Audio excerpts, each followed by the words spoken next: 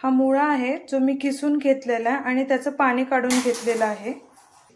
इथं तेल तापलं आहे। आता मी ह्याच्यात घालणार आहे मोहरी।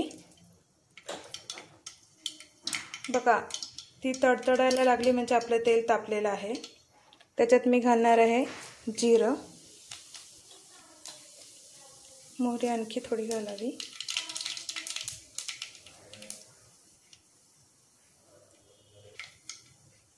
आता मी याच्यात घालणार आहे कढीपत्ता,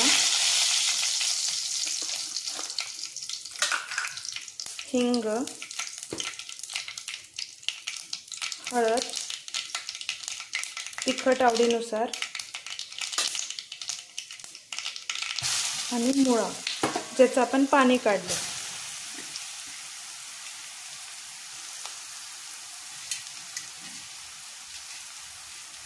आणि गॅसची फ्लेम आता एकदम बारीक करायची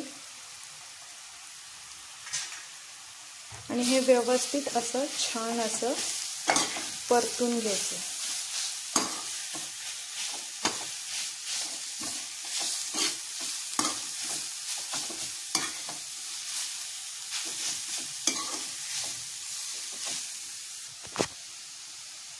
आता मी ह्याची फ्लेम जरा मीडियम करणार आहे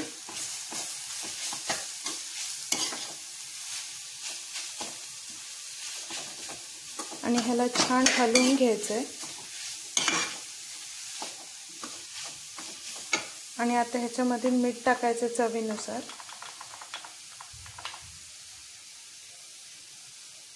ह्याला जरा तेल जास्त लागतं, तुम्ही नंतर तेल वाढवलं तरी चालतं किंवा घेतानाच आधीच तेल जास्त घेतलं तरी चालतं।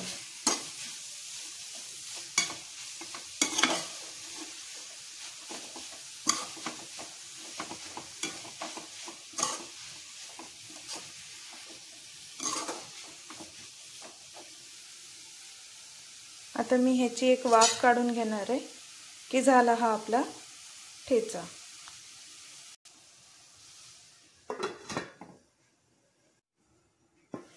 इथं 2 मिनिटं झाली आणि आपण आता ठेचा हे बघा असं ह्याला तेल दिसतंय ना त्याचं तसं परतला गेलेला पाहिजे। हे बघा असं छान।